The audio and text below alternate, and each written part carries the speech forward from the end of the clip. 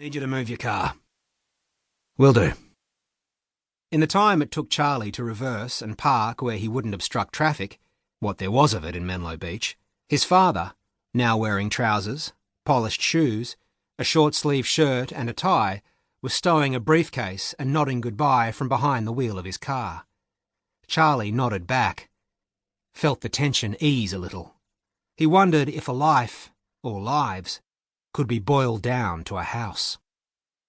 His surfboards were stored on a rack in the garden shed, but he opened the front door and stepped inside the house, needing to shake the sense of coming untethered from his childhood. Straight into the sitting room, a broad space with a kitchen at one end leading to a dogleg corridor and the rooms beyond. His bedroom, Liam's, his parents', a bathroom and laundry near the back door. All pokey. He felt rattled to see the sitting room so underpopulated. Just two mismatched op-shop armchairs on either side of the coffee table, which his mother clearly hadn't wanted. Books leaning sparsely on the shelves against the back wall. Encyclopedias, Tom Clancy, sailing manuals, cricket, and surfing biographies. Charlie's mother hadn't wanted those either. A card table where the dining room table once sat, with a straight-back chair pulled up to a bowl of mostly consumed cornflakes and the dregs of orange juice in a glass. Charlie rinsed bowl and glass at the kitchen sink as if to cling to a solid present. The way it is now, he thought. Gaps had opened in all their lives and the repairs were makeshift.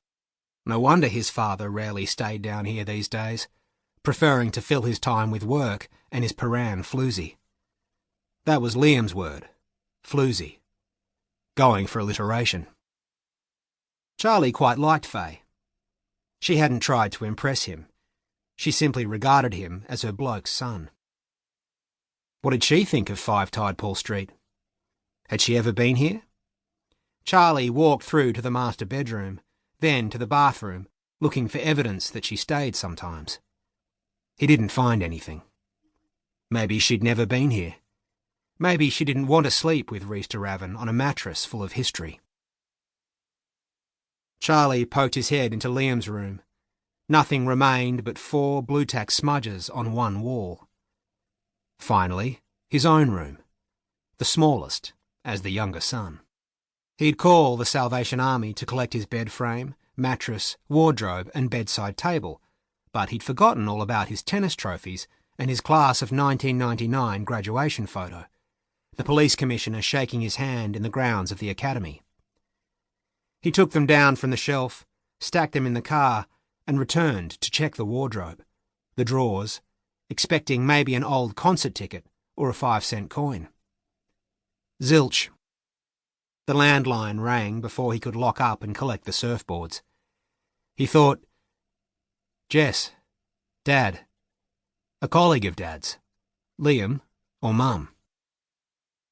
The phone, a pale green relic of the 70s, was on the kitchen bench next to a basket of bills, receipts, envelopes, keys, and a tube of sunblock.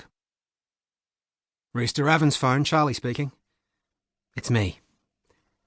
Hi, sweetheart. Sad? A bit. Charlie paused. She deserved more. A bit unreal. Memories? Memories and absences, Charlie said, and stopped. His wife waited a moment, laughed, and said lightly, That Charlie. Can't shut him up sometimes. 2 years in. It was sometimes like that between them.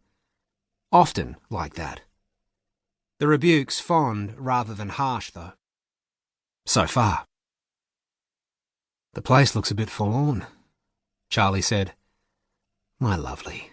I wish I could be there. Em says hello. Say hello to Daddy.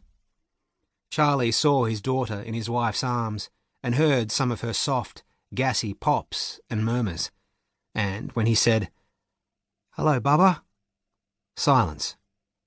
Maybe she'd recognised his voice and was wondering what he was doing in the handpiece. It tickled him to think that. Then Jess was saying something about a stinky nappy, and they said goodbye.